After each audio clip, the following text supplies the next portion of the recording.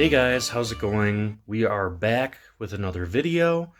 This time we're going to go on a train trip. We are currently in Dublin, Ireland, and we are going to take the Irish Rail train in first class down to Cork. So we've been in Dublin the last few days, and now we're going to spend a couple days in Cork, and we thought, what better way to travel than the first class on Irish Rail? So we'll let you know how that goes, and I'm sure we'll see a lot of good scenery on the way. So we're headed out right now to Dublin Heuston Station. Our train leaves at 1 o'clock, and it should get into Cork around 3:30. So it's about a 2.5 hour ride. Not too bad. So for this trip, for two people, it would normally cost about 65 euros for the semi-flex ticket, which gives you the opportunity to cancel within 24 hours. But we are, like I said, taking first class, which is another 25 euros. So it's not too bad. So the total round trip cost for going to Dublin to Cork and then Cork back to Dublin is about 182 euros. Our journey from Dublin to Cork started in Dublin's Heuston Station, which is located on the west side of Dublin and is easily accessible by foot or by Dublin's tram system. Dublin Heuston is basically just a large waiting zone for the many trains that leave here each day. We collected our pre-purchased tickets from the machines on site and waited for our train's gate to unlock. Once the gate was open, it was a mad dash to the train. We were able to make our way to car A, which was the only first-class carriage on today's train. First class on these trains contain a 2-1 seat layout, with a table separating the opposite-facing seats. Originally, we had booked 2 seats facing each other, since we didn't really know which direction the train would be traveling in when booking our tickets. This way, at least one of us would for sure be able to sit in the direction of travel. However, our car ended up being a lot less crowded than we were expecting, so we were able to move to 2 seats that were both facing the direction of travel, without anybody else across from us. Alright, we're on the train in our first class seats. And they actually changed us so we're sitting next to each other, so hopefully we don't have to sit next to anybody else. We shouldn't have to, otherwise we'll go back to our other seats. We pulled out of the station right on time and started our 2-hour journey west through the heart of Ireland. Irish Rail, which is more commonly called its Irish name in Rod started service in 1987. Irish Rail's predecessor ran the rails of Ireland for over 77 years. Now, Irish Rail operates all of the intercity, commuter, DART, and freight traffic throughout the Republic of Ireland.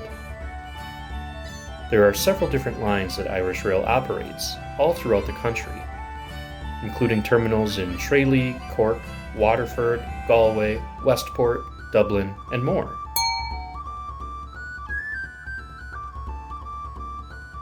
Needless to say, if you need to get from one side of Ireland to the other, there's a good chance that you could find an Irish Rail train to take you there. We did also consider renting a car to drive to Cork instead of taking the train, but the train was far cheaper, and it really didn't take any longer than a drive would have been. When it came to the size of our seats, we were actually quite impressed. We are used to riding in the first-class carriages on the ICE trains in Germany, and the seat sizes were comparable here, if not a bit larger. All of the first-class seats also come with their own tables, which is very convenient as both Catherine and I were trying to catch up on some work during our journey. All of the windows in the train cars are also tinted, which gives the carriage a dark and cozy feel, and it was much appreciated on the ride home when the sun was brightly shining. The seats also recline to give more comfort, but sometimes the button gets stuck, and other times you find yourself almost falling backwards while trying to move the seat into place. Each seat also has an overhead light, as well as a lamplight on the desk, which was not really necessary during our journey, but still nice to know it was there. There was tons of legroom in each of the seats, and we actually had to move the seats up in order to use the tables right in front of us. The overall feel of the carriage, while spacious, was a bit tired. It was clear that there had not been major updates to these train cars in many years, and when you walked in, it was a bit like walking into the suite of an older hotel. Everything is nice, comfortable, and spacious, but it just feels old. Our cabin attendant was great at first, and he was there to answer any of the questions we needed. However, about halfway through the journey, he made himself scarce, and we didn't really see him the rest of the time. There was a private bathroom located in the first-class carriage, which was extremely spacious and very clean. There were even panoramic images of the Irish countryside to keep you company while you do your business. The views while traveling through the southern part of Ireland between Dublin and Cork were amazing. We saw some great landscapes and traveled through several little picturesque towns. Everywhere we looked, we saw beautiful green fields, hedgerows, cows, and even some beautiful mountains. Our journey had us travel through little villages, and we managed to avoid major cities, which helped keep our train on time. Even though it was pretty warm outside, actually it was unseasonably warm for this time of year in Ireland, our carriage was very cool. I was comfortable, but Catherine needed a little extra coverage as we rolled through the countryside. If you are used to the high-speed trains in Germany or France, these trains on Irish Rail give you a bit of a different feel. The trains don't travel at high speeds, but they do still move along at a decent clip. The tracks are much rougher than those of Central Europe, but they are far from the worst tracks we've ever ridden on. We're looking at you, Czech Railways. Even though it was a bit of a bumpy ride, we both agreed that it was rather pleasant when all was said and done.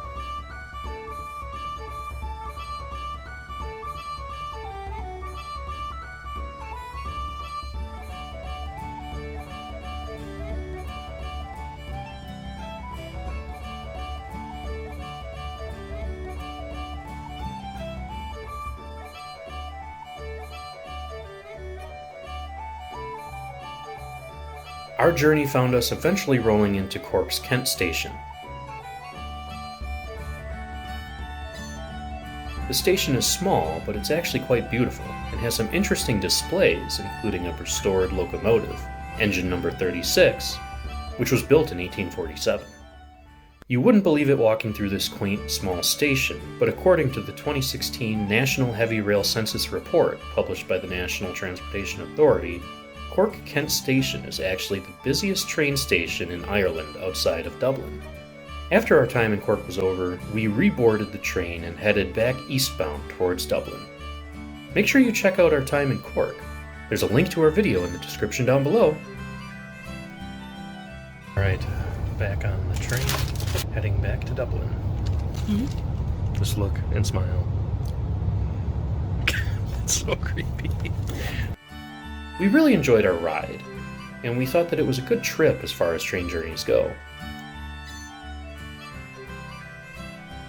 Of course, we could have paid much less to take a bus between Dublin and Cork, but taking a train is the experience we wanted to have, and it was much better than renting a car. Riding on Inrod Éireann was a good experience, and we will be looking into riding the rails once again the next time we travel across Ireland. Well, that's it for this video. We'll see you next time.